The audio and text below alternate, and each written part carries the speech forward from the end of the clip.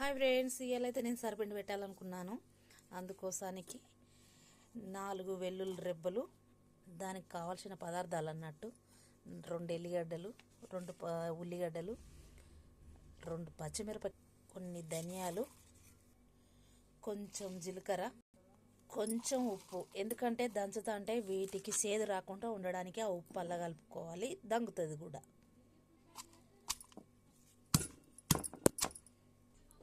పిండి జల్లించి పెట్టుకున్నాను. ఇందులో కొంచెం బుత్తంతా మైదా పిండి కలిపాను. దాంట్లో కావాల్సినవి కొంచెం పసుపు, స్పూన్ అంత కారం, కొన్ని తీర్లు వేసుకుంటారు. నేనైతే పెసరపప్పు వేసుకుంటున్నాను. ఎవరిష్టం వచ్చినట్టు వాళ్ళు వేసుకుంటారు. అంటే పల్లీలు కానీ నువ్వులు కానీ వేసుకుంటారు. నేనైతే పెసరపప్పు వేసుకుంటాను. ఎవరిష్టం వచ్చినాయి వాళ్ళు వేసుకుంటారు. నేనైతే పెసరపప్పు వేసుకుంటాను. పల్లీలు, నువ్వులు ఇలా ఎవరికి ఇష్టం నచ్చినాయి వాళ్ళు వేసుకుంటారు. నేను అవి జీలకర్ర, అదే మనం ఇందాక దంచి పెట్టుకున్న కచ్చపెచ్చ దంచి పెట్టుకున్న ఇంగ్రీడియంట్ అన్నీ కలగలిపి అలా వేసుకోవచ్చు కదా, మిక్సీలో వేసి పట్టచ్చు కదా అని అంటే ఈ రోట్లో దంపినట్టు మిక్సీలో వేస్తే ఉండదు. ఇట్లా కచ్చపెచ్చి ఉంటేనే టేస్ట్ వస్తుంది. అన్నీ కలగలుపుకొని ముద్ద వేసుకోవడమే. ఆగండి టేస్ట్కి తగ్గ, రుచికి తగ్గ ఉప్పు అన్నేసి చూడు, నన్నేసి చూడు అంటది ఆ ఉప్పు. ఇట్లా అన్నీ మిక్సీ వేసినాక మా అమ్మమ్మ మా బాపమ్మ అయితే నన్ను ఈ పిండిగా ఉన్నప్పుడే టేస్ట్ చూడు అనేది. మేము కూడా ఆ విధంగానే చూసుకుంటున్నాం. మీరు ఎలా చూస్తారో కామెంట్ బాక్స్లో కామెంట్ చేయండి. ఇదిగో ఈ విధంగానైతే ముద్ద వేసుకున్నా. ఇట్లా విడదీసుకొని కొంచెం గిన్నె కొత్తుకోవడమే. సరపిండి అంటేనే నూనె ఎక్కువ పడుతుందండి. కొంచెం ఆయిల్ పోసుకోవాలి. ఎవరిష్టం వచ్చినట్టు వాళ్ళు ఒక్కిట్లనే కొందరికి పడదండి.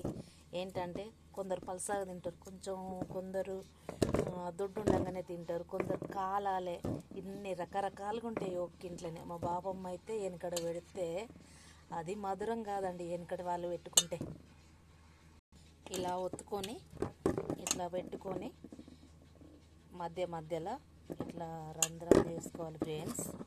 వెనకటనైతే ఈ చలికి వచ్చేసరికి పని నుండి వచ్చేసరికి ఇట్లా కొంచెం ఒక గిన్నె పెట్టిస్తే అది నవ్వులి పడుకునే వాళ్ళండి.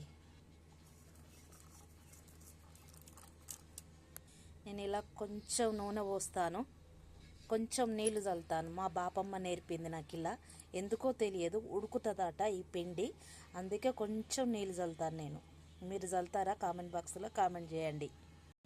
అలానే గిన్నె నేను ఇంకొక గిన్నెలో మూకుట్లు అయితే కడాయిలనైతే పెట్టుకుంటాను. ఇట్లా పెడుతున్నాను, సరిపిండి ఒత్తుతున్నాను. వెనకటి వాళ్ళనంటే బాపమ్మలను అమ్మమ్మలను చేసుకోవడం అంటే నాకు చాలా ఇష్టం అండి. వాళ్ళు చేసే పనులు, వాళ్ళు చేసే తీరు మరపు రాని అవ్వండి. ఇంకో గిన్నె కూడా పెట్టేసినాను. అదేవిధంగా కొంత నూనె, కొన్ని నీళ్ళు చల్లుకొని మధ్యలో గిన్నెను సైడ్కు దింపాలి. ఈ విధంగా కాలుతుందండి. ఇట్లా సైడ్కు కూడా కాల్చుకోవాలండి. సైడ్కి కాల్చుకున్నాక అన్ని పక్కల కాల్చుకున్నాకనే దింపుకోవాలండి. కొంచెం సేపు సిమ్ముల్లోనే ఉండనియాలి అండి. కొంచెం కాకెక్కినాక గప్పుడు పెద్ద మంట పెట్టుకోవాలి. అప్పుడు తర్వాత సైడ్లకు కాల్చుకోవాలి. నేను మా బాపమ్మ పెడితే చూసి నేర్చుకున్నానండి. ఏమో నువ్వే చెప్పాలా అనుకోకండి. నేనైతే ఈ విధంగా పెట్టుకుంటాను సరపిండి అంటే. మీరు ఏ విధంగా పెడతారో కామెంట్ బాక్స్లో కామెంట్ చేయండి ఫ్రెండ్స్. ఇలాగనే ఒకటే వెనక వాయి కాల్చుకోవాలి. గిన్నె వెనక గిన్నె పెట్టుకొని దింపుకోవాలి. Bye friends. అంతే, దింపుకోవడమే.